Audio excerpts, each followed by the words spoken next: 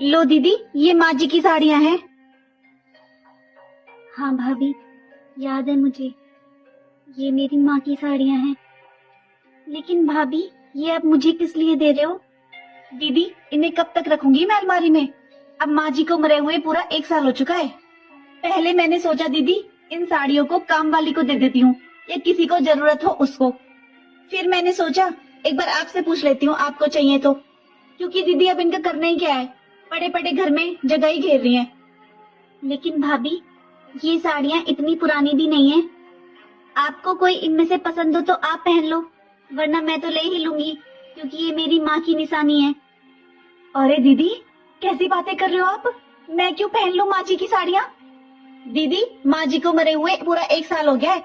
अरे मैं क्यों पहनूं ऐसी साड़ियाँ? आपको लेनी है तो ले लो, वरना मैं दे दूंगी किसी को। मुझे तो डर लगता है माँ जी से। भाभी, ये जो गले में आपने सोने का हार पहना हुआ है, ये भी तो शायद मम्मी का ही है ना? और जब मम्मी खत्म हुई थी तो उनके कानों में जो झुमके थे, वो भी तो शायद आपके पास ही है ना भाभी? हाँ दीदी, मैंने बहुत संभाल कर रखे हुए हैं।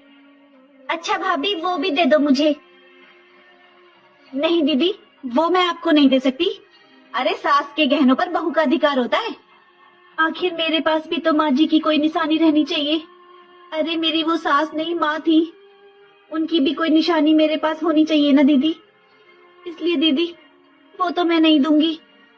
दीदी, आप ये साड़ी ले लीजिए और इनको रोज बदल बदल कर पहनना आप।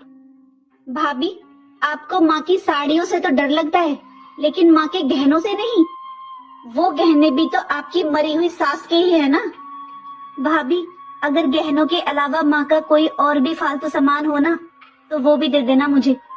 मैं अपने पास रख लूंगी संभाल कर, माँ की निशानी समझकर।